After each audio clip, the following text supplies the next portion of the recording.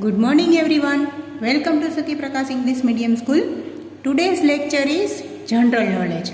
General Knowledge में हमने chapter 6 तक कंप्लीट कर लिया था. आई होप आप सब ने भी बुक्स कंप्लीट कर ली होगी, चैप्टर कंप्लीट कर लिए होंगे. उसके बाद है चैप्टर 7. चैप्टर 7 आज हम देखने वाले हैं. चैप्टर 7 का नाम है interesting fact about India. Page number है 10. Okay, complete the following fact about India with the help of the given clues. यहाँ पर हमें सेंटेंस दिए गए हैं आपको इंडिया के बारे में, तो यहाँ पे उसके आंसर क्लूज में है, वो हमें देखने हैं और ब्लैंक्स कंप्लीट करनी है.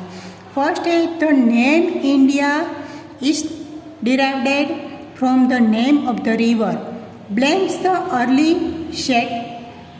settlers in the country lived around the Indus Valley. तो रिवर का नाम derived from the name of the river, तो हमें उसका नाम यहाँ पे लिखना है. तो इंडस, क्या कहते हैं उसको? इंडस. तो यहाँ पे आंसर लिखना है INDUS. ओके. सेकंड है India is the largest blanks in the world. तो क्या आएगा उसके आंसर में? Democracy. Democracy in the world. India is the largest democracy in the world. The 7th largest country and one of the most ancient civilization. Okay, तो second blanks में आएगा country. Okay. Third है according to some historian the game Snakes and Ladders was created by the 13th century Saint Gyandev. It was originally called Mexup. ये यहाँ पे pictures भी दिए गए हैं, तो उसके जो स्नैक्स एंड लेडर्स आप खेलते हैं, तो 13th सेंचुरी की थी उसने. किसने? उसका नाम है ज्ञानदेव ने. फोर्थ है The world first university was established in blanks in India in 700 BC. More than 60 subjects were taught and students from all over the world come to study here. यहाँ पे पढ़ने के लिए आते थे. टैक्सिला, TAXILA. यहाँ पे आंसर दिए गए भी है. ओके, यहाँ पे सबके पिक्चर्स कंप्लीट नहीं है इसलिए. फिफ्थ है Sushruta the ancient saint is known as the blank. Sushruta and his team conducted complicated surgeries of many kinds over 2600 years ago. His book Sushruta Samhita describes 8 type of surgical technique. Okay, तो उसका नाम क्या था? जो 2600 साल पहले उसने ऐसी सर्जरी की थी, वो फादर ऑफ सर्जरी उसको कहा जाता है. शायद उसकी ही पिक्चर है, हमने तो देखी नहीं है, ऐसे अनुमान ही लगा सकते हैं. ओके. 6 है it is believed that blanks original in 6 AD in India, where it was called Chaturanga. तो चतुरंगा को क्या नाम दिया गया? 6 AD in India, where it was called Chaturanga. उसको चेस, ओरिजिनल नेम उसका क्या है? चतुरंगा. ऐसे कहते थे शायद उसको पहले, चेस को. फिर है 7 में India has the largest number of blanks in the world. India का लार्जेस्ट नंबर जिसमें आता है वो है पोस्ट ऑफिसर में. यहाँ पे पिक्चर दिया गया है, आंसर है उसका पोस्ट ऑफिस. ओके, तो ये हो गया चैप्टर 7 कंप्लीट. अभी है चैप्टर 8. उससे ज़्यादा जानकारी आपको कंट्रीज के बारे में मिलेगी. 8 है इंडियाज नेशनल एम्बल्स. सिम्बल्स जैसे हम कहते हैं ना, वैसे India's national emblems. The 3 lions and the hidden fourth lion represents power, pride, courage and confidence. यहाँ पे देखो कितने लायंस यहाँ पे आपको दिखाई दे रहे हैं, 3 मोर, 1 मोर है लेकिन वो पीछे की साइड है इसलिए हम सबको दिखाई नहीं दे रहा है।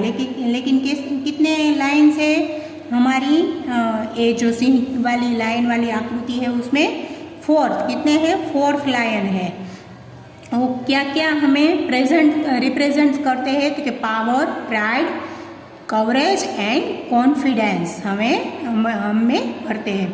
The Asiatic lions are mounted on a circular abacus that is girded with a frieze that has an elephant, a galloping horse, a bull and a lion। यहाँ के पैर में यहाँ पे हमें जो भी दिखाई देता है वो हमें यहाँ पे समझा है कि एलिफेंट है, हॉर्स है, बल है, लायन है, सब के हमारे सिंबल में ऐसे पिक्चर्स है, क्यों है वो सभी हमें सिखाया है कि उस सब का क्या क्या मीनिंग है। The capital is crown by the wheel of law, धर्म चक्र उसको क्या बोलते हैं, जिसको हम अशोक चक्र बोलते हैं उसको क्या बोलते हैं, जो व्हील है उसको धर्म चक्र। ओके।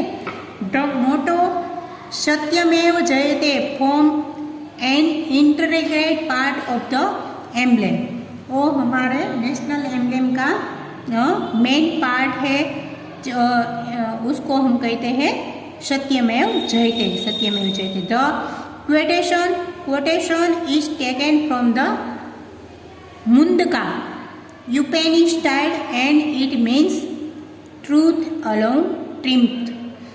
सत्यमेव जयते, हमेशा के लिए सत्य की ही जय हो, ऐसे। Fill in the blanks with the help of the clues, यहाँ पे क्लूज दिए गए हैं, यहाँ पे हमें जो समझाया उसके हिसाब से हमें यहाँ पे आंसर कंप्लीट करने हैं। आपको इसकी PDF मिलेगी तभी लिखना है। Okay. The national एम्बल of India is replace of the Sarnath lines capital of, तो ब्लैंक्स में क्या आएगा, नियर वाराणसी, तो उसके आंसर में क्या आएगा, अशोक, क्या आएगा, Ashoka, SHOKA, near Varanasi. Okay. In the original capital there are, जो हमने ऊपर अभी सीखा वही के आंसर हमें यहाँ पे लिखने हैं। There are blank Asiatic lion standing back to back in the national emblems, 3 lions visible and 4th is hidden. This emblem is the official shield of the government of India which was adopted 26 January 1950 when India became a republic। पता है ना, हम सबको ये story पता ही है कि कब से हमारे इंडिया कंट्री में कैसे आज़ाद हुआ और कब से हमें ये रिपब्लिक हुआ। तो यहाँ पे हमें जो अशोक चक्र है उसकी बात की तो Ashoka near Varanasi first blanks में आएगा। कैपिटल है original capital. There are 4 assistant lions, तो यहाँ पे है 4 लिखना है। Back to back in the national emblems 3 lions is visible, 3 lions हमें दिखाई देते हैं। एंड 4th इज हाइडन, क्योंकि एक पीछे है इसलिए दिखाई नहीं दे रहा। तो government of India which was the adopted, government of India ने अडोप्ट करके जो नाम दिया गया वो किस दिन आया, 26 जनवरी 1950 को ये हमें नाम मिला। तो उस दिन रेगुलरली कि इंडिया आज़ाद हुआ और हमें इंडिया का नाम हमारा झंडा लहराने को मिला। The emblem is used only for official use करती है, यहाँ पे ये सिंबल है वो। Purpose and commands the highest respect, हम सब इसकी रिस्पेक्ट करते हैं। It is the official seal of the presidents of India and also appears in all Indian countries. The Ashok chakra from the base of the emblems in place of the central of the national flag of India. ये president लोग symbol को लगाते हैं और कहाँ पे लगाते हैं, तो emblem is place at the central, यानी कि जो राजधानी है वहाँ पर भी ऐसे फ्लैग में ये सब सिंबल लगाए जाते हैं। ओके, तो चैप्टर 8 भी इंडिया के बारे में ही आप सबको कैसे नेशनल एम्बल्स कहाँ कहाँ यूज़ होते हैं, उसके क्या नाम है, क्यों लगाते हैं, उसको कब आज़ादी मिली थी हमको, सब आप सब बोल देते हैं कि 26 जनवरी को आज़ाद हुआ था, लेकिन सही क्या है वो आपको उस दिन हमको जो नाम मिला था वो नाम सही में है वो आपको यहाँ पे सिखाया। ओके, अभी है chapter 9 states and futures. States and futures. Each Indian states has several distinctive features, most of which have attained international fame. They are the pride of our national.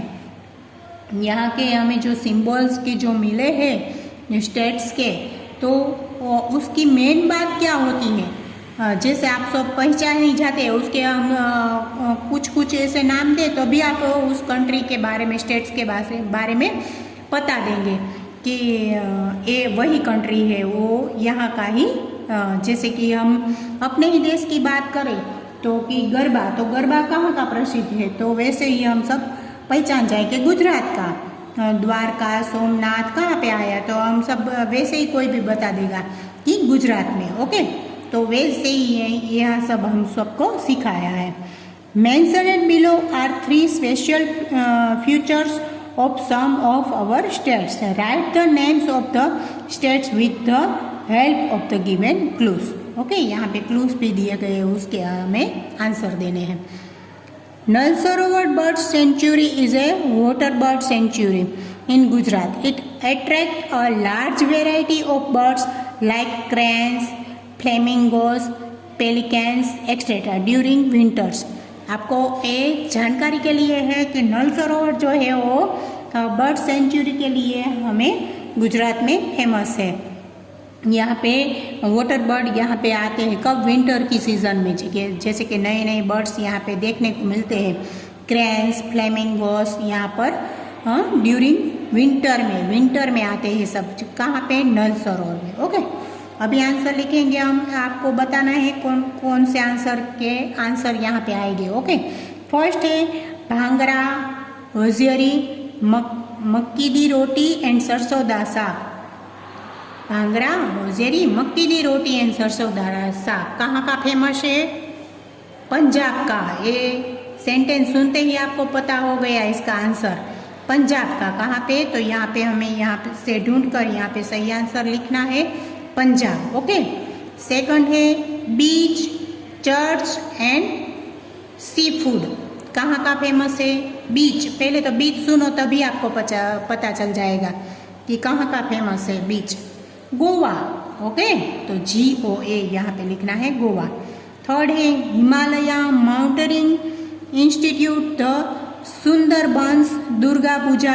Okay, कहाँ की फेमस है Durga Puja, waste Bengal. तो यहाँ पे लिखना है west Bengal, WESTBENGAL,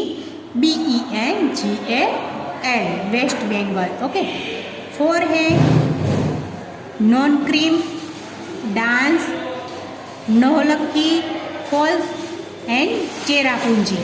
कहाँ पे आया है सब, तो जम्मू एंड कश्मीर। क्या आएगा इसके आंसर में, जम्मू एंड कश्मीर।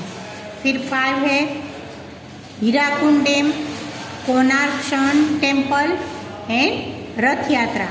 कहाँ की, ओडिशा। तो यहाँ पे लिखना है ओडिशा। 6 है run of Kutch, Dwarka and Somnath, Sabarmati आश्रम। तो पता है ना, ये सब तो सब ने देखा है। कहाँ पे आया हुआ है, गुजरात। तो यहाँ पे आंसर लिखना है गुजरात।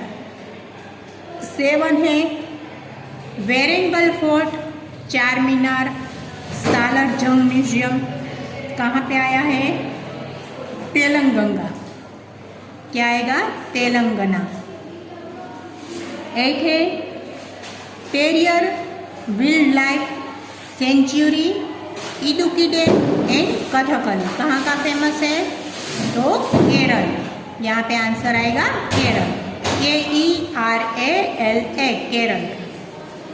उसके बाद 9 है sambar salt lake, Dilwara temple, camel festival. Camel festival का नाम सुनो तभी उसको सबको आंसर पता चल जाएगा। केमल फेस्टिवल कहाँ पे होता है? राजस्थान। ओके, तो यहाँ पे लिखना है राजस्थान। 10 है Gwalior fort, Kanha national park, Chanderi saris. तो एक सुनो तभी आपको पता चल जाएगा। चंदेरी साड़ी, ग्वालियर फोर्ट कहाँ का फेमस है? तो मध्य प्रदेश। क्या आंसर आएगा? मध्य प्रदेश। उसके बाद 11 है टी प्लेनेंटियर्स, बिहू, मजूली इंस्टॉल। हाँ, ओके, तो उसके आंसर में आएगा आसाम। फिर है 12 Bollywood, Ajanta and Ellora caves, gateway of India. तो कहाँ पे आएगा? महाराष्ट्र। ओके, तो ये हो गया चैप्टर 9 कंप्लीट। उसके बाद है एक्टिविटी में इसमें आपको कलरिंग करना है। ओके, फिर उसके बाद यहाँ तक ही रखते हैं आज। चैप्टर 12 और 13 एक्टिविटी वाला पेज आपको कंप्लीट कर लेना है। Okay students, goodbye, thank you.